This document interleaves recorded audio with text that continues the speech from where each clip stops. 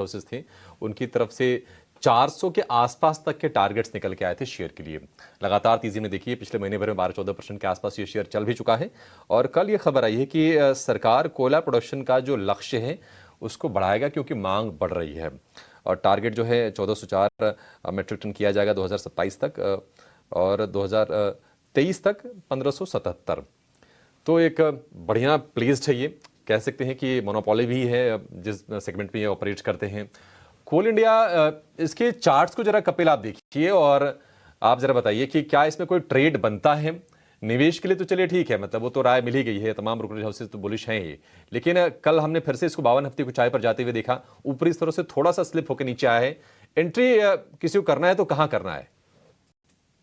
जी, basically हमने एक sector का एनालिसिस किया हुआ था और सेक्टर को हमने रैंकिंग दी हुई थी, तो उसमें से पीएससी सेक्टर जो आता है वो एकदम ऊपर के लेवल पे ही आता है। तो पीएससी सेक्टर्स में ओवरऑल एक काफी अच्छी मोमेंटम है और हाँ, कोल इंडिया का भी जो चार्ट का स्ट्रक्चर हम देखते हैं वो काफी अच्छा रहा हुआ है। बीच में काफी सारे इसके रेजिस्टेंस लेवल थे, वो उसने इजीली ही ब्रेकआउट किया हुआ है। जैसे कि जो पहले काफी टाइम पहले 250 का रेजिस्टेंस था और उसके बाद में 320 का रेजिस्टेंस था, अभी 340 के रेजिस्टेंस है। तो without any kind of the reaction stock prices ने काफी अच्छे से उसके अब ऊपर मूव किया हुआ है, तो एक इनहेरेंट स्ट्रेंथ देखने मिली है। कल के दिन में थोड़ा सा हमें सेलिंग प्रेशर देखने मिला था, तो थोड़ा सा कूल ऑफ शायद हो पाए। नॉर्मली जब भी कोई स्टॉक ने काफी स्ट्रॉन्ग मूव देता है तो उसका 50% हम देखते हैं कि वहां तक रिट्रेस हो। तो 350 के लेवल पे यहाँ पे चल रहा है, थोड़ा सा रिट्रेसमेंट 338 340 के लेवल पे यहाँ पे आता है तो स्टॉक प्राइस में काफी अच्छा एंट्री लेवल बन जाता है और रिस्क और रेशियो 330 के स्टॉप लॉस के साथ में अच्छा बैठने मिलता है। और ऊपर में इसका जो नेक्स्ट बेस्ट हम इमीडिएट हर्डल देखते हैं वो 380 के लेवल पे यहाँ पे आता है।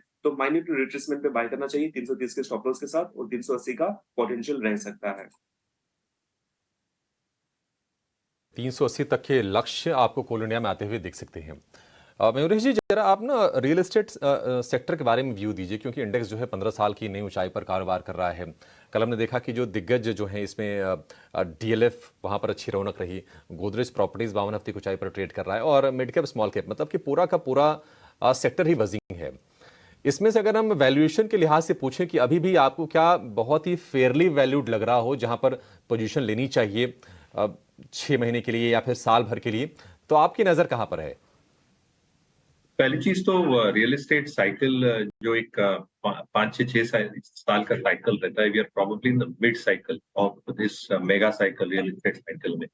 इसलिए मुझे लगता है आई थिंक जो ट्रेंड्स उभर के आ रही हैं वो अर्बन रियल एस्टेट कंजम्पशन हो, सेमी अर्बन हो, या जैसे टियर 2 टियर 3 सिटीज में भी काफी डेवलपर्स अपनी प्रोजेक्ट्स ग्रो कर रहे हैं। आई थिंक ये एक बहुत साफ तरीके से दिख रहा है कि जो नए प्रोजेक्ट्स आ रहे हैं सेल्स वेलोसिटी बहुत तगड़ी हो रही है। डीएलएफ के आपने तो इमेजेस देखे ही होंगे जहाँ पे एक दिन 2 दिन में आई थिंक बिक्री हो जाती है। पुणे में 2-3 हफ्ते पहले ट्विटर पे इमेजेस आए थे कि 1-2 लॉन्चेस हुई थी जहाँ पे पूरा का पूरा आई थिंक गचागच भरा हुआ था in terms of buying out. तो I think demand specifically I think जो मिड और प्रीमियम लेवल की है वहां पे जबरदस्त तरीके से ग्रो हो रही है। Government also is focusing on affordable housing, inventory levels अच्छे खासे कम हो चुके हैं और ये सारे फैक्टर्स को मद्देनजर रखते मुझे लगता है real estate probably remains a momentum sector looking at the cycle. Having said that, जिनके पास स्टॉक्स डीएलएफ जैसे वो बिल्कुल होल्ड करने चाहिए। ओबेरॉय रियल्टी और गोदरेज प्रॉपर्टी ये थोड़े इंटरेस्टिंग लग रहे हैं मार्केट्स में इंडिया में हमें। 2-3 चीजें, एक जो नए प्रोजेक्ट्स हैं वहां पे इनकी एक जो अंडरलाइंग डिमांड है ये अच्छी खासी है। दूसरा आई थिंक जो गोदरेज प्रॉपर्टी के केस में है जो एसेट लाइट मॉडल ये फॉलो कर रहे हैं अलग अलग शहरों में, ये डेफिनेटली वैल्यू एक्रेटिव होगा क्योंकि बहुत ज्यादा डेट या लेवरेज बैलेंस शीट पे एक्यूमुलेट नहीं होता और इसकी वजह से आई थिंक एक जो बॉटम लाइन ग्रोथ होती है with less leverage on balance sheet ये सिग्निफिकेंट होती है। और तीसरा आई थिंक जो एग्जिस्टिंग प्रोजेक्ट्स और इन्वेंट्री है वहां पे भी आई थिंक जो कलेक्शंस है ये अच्छे खासे हो रहे हैं क्योंकि आज जब आप अकाउंटिंग देखेंगे तो कैश फ्लोज देखना बहुत जरूरी है रियल एस्टेट कंपनीज के लिए।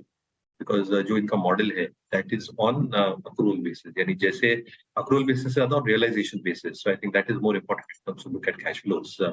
और इसलिए ये तो कंपनी शायद विद इन द फैक्ट